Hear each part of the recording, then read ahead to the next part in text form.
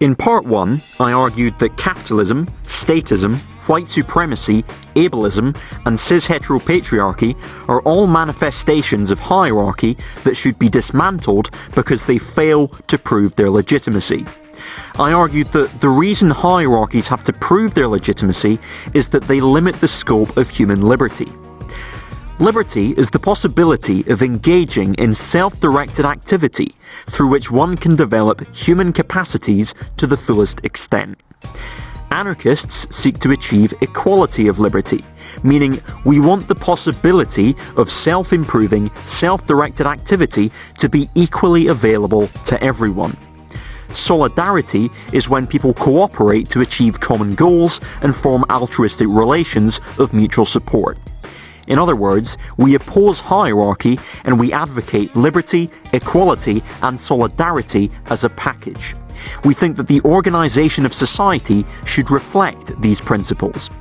In this video, I want to outline how this is possible and share a vision of full human emancipation in all aspects of life. Socialism. Because we advocate for the possibility of self-improving, self-directed activity to be available to everyone, we think that economic institutions should reflect this. Capitalism should be replaced with socialism. This means that the workers should collectively own and democratically control the means of production. So, in the factories, farms, offices, and so on, we would have control over our own labour and we would decide together what to produce, how to produce it, and what to do with the products. We could organise ourselves in our workplaces by means of horizontal workers' councils that would link up together in various industries to form directly democratic economic federations. These federations would carry out decentralised economic planning. A libertarian socialist economy would therefore not be centrally planned like Walmart, Amazon, Starbucks, or the Leninist state-owned systems, but instead would involve the direct participation of the workers in the management of industry. In Ours to Master and to Own, compiled by Emmanuel Ness and Dario Azzolini, there are many examples given of workers' control operating successfully in practice. The largest experiment in workers' control of industry happened during the Spanish Revolution from 1936 to 1939. According to Frank Mintz, in Anarchism and Workers' Self-Management in Revolutionary Spain, around 1,838,000 people were involved in the creation of industrial and agricultural collectives. Industrial democracy was implemented across various areas of the economy, such as water, gas, electricity, transportation, medicine, agriculture, textiles, and engineering. The Spanish Revolution showed how libertarian socialism could be implemented on a large scale. In Homage to Catalonia, George Orwell wrote of his experiences of the revolution. He said, "There was no unemployment and the price of living was still extremely low. You saw very few conspicuously destitute people and no beggars except the gypsies. Above all, there was a belief in the revolution and the future, a feeling of having suddenly emerged into an era of equality and freedom. Human beings were trying to behave as human beings and not as cogs in the capitalist machine.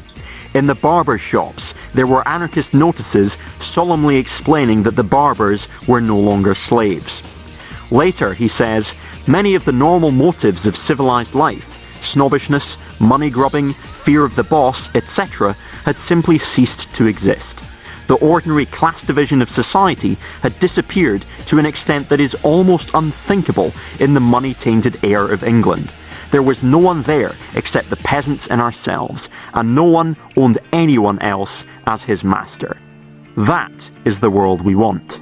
If the productive forces were in our hands as workers, much of the labour that people find boring could be automated with technology or shared amongst the community by means of rotation, and labour that serves no purpose, such as public relations, bureaucracy, and other bullshit jobs, could be abolished. This would open up avenues for the pursuit of leisure, art, philosophy, and many other human activities that aren't valued by the market system. Work could be transformed from something people have to be driven to do under authority into free, self-managed, self-improving activity. This is the abolition of capitalist labour. Furthermore, we could make the transfer to relying on eco-friendly sources of energy, such as solar, wind, hydro and geothermal energy, allowing us to shut down the fossil fuel industries which destroy the environment. With production no longer being driven by profit, we could build socially useful products which last, rather than building them to break, as is currently done under capitalism. The introduction of socialism would be an appropriate adaptation to the current ecological crisis. Once we have a socialist system, we will be able to decide how we want to distribute goods and services. Personally, I advocate the principle of communism, which is from each according to their ability to each according to their need. Other socialists advocate for worker-owned cooperatives to operate within a market system, and others advocate for labour voucher systems, which are slightly different to money in the sense that it is still remuneration for work. However, labour vouchers can't be accumulated in the way that money can be. While I favour the communist principle, I do think that ultimately we will need to experiment and see what works. Statelessness. Anarchists define the state as a hierarchically organised institution which has a monopoly on the legitimate use of violence over a geographical area and is governed by a class of professional rulers. The primary functions of the state are to perpetuate the rule of both the political ruling class which controls the state and the economic ruling class that controls the economy. Abolishing the state means overthrowing the political class and creating institutions that defend our system, socialism, against theirs. During the revolutionary period bringing about the transition from capitalism to socialism, the working class will exercise its will over the capitalist class through organised violence. This transitional period is also advocated by Marxists, so at this point it's important to distinguish between Marxist and anarchist views on the state. Marxists generally define the state as any organisation used to enforce the will of one class over another, and that would include institutions in which the working class exercises its will over the capitalist class through organised violence. The disagreement between anarchists and Marxists concerns how such institutions should be organised.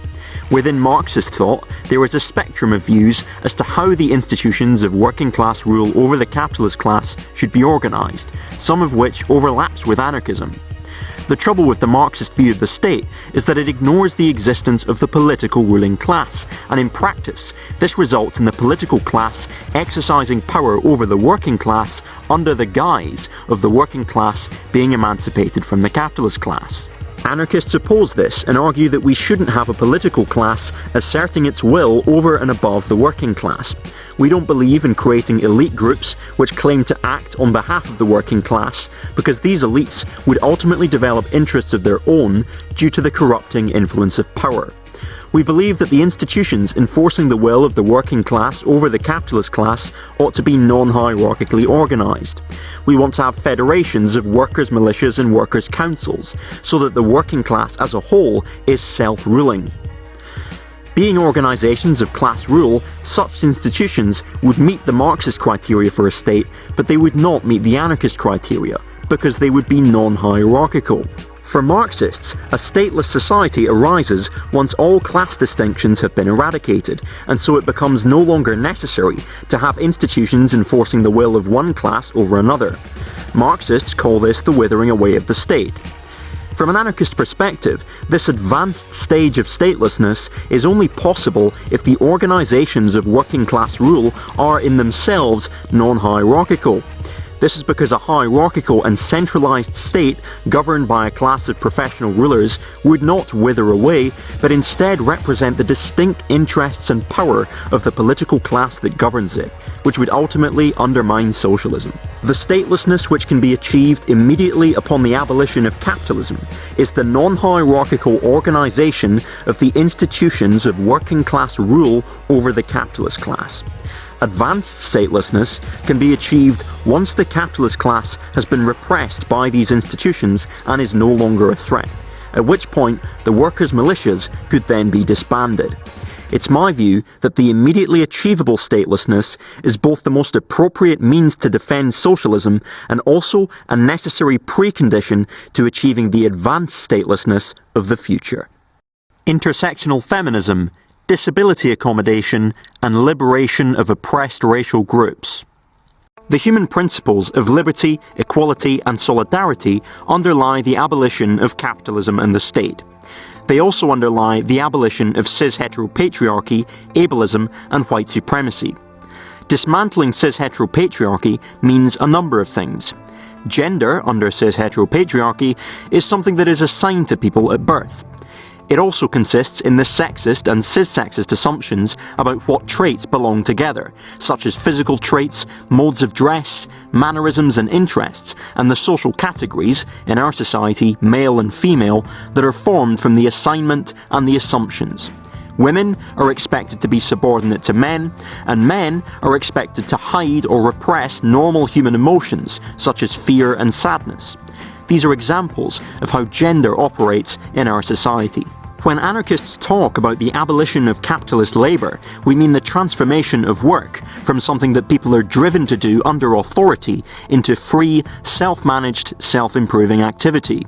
We can think a similar way about the abolition of gender. We seek to transform gender from how it exists under cis-heteropatriarchy as a hierarchical, imposed, binary classification system into how it will exist in a free society without cis-heteropatriarchy, as a mode of individual self-expression, such that society is a diverse plurality of genders that emerges when individuals are allowed to be themselves. To that end, we should provide people with the means to live out their gender and express themselves as they see fit. Transgender healthcare should be provided according to need. This means therapy such as counselling, puberty blockers for trans kids, safe hormones, and a wide range of highly customisable surgeries should be available to informed, consenting adults. People should not have to justify or give reasons why they are seeking any of these treatments in order to receive them. Anyone with any body can be any gender. Disability accommodation consists in changing the organisation of society such that the needs of the impaired are accounted for. Many disabled people are excluded from the workforce under capitalism because it would eat into the boss's profits to make adjustments, or because we can't work fast enough to make profit. If we applied the principle from each according to their ability, we could remove these arbitrary barriers, and disabled workers could work at our own pace. Applied properly, to each according to their need, means that in our production of buildings, equipment, technologies and so on, we ought to fully account for the physical and psychological variations and therefore the differences in needs that exist across the human population. This means including disabled people.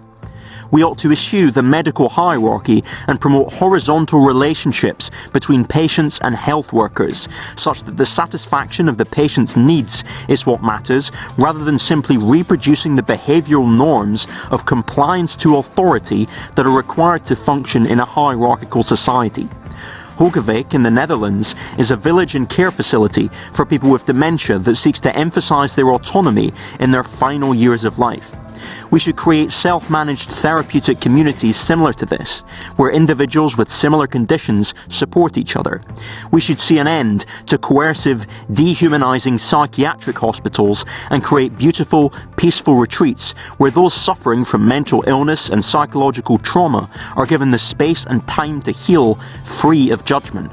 Instead of patriarchal, capitalist medicalization of normal parts of the human experience, we could live with dignity.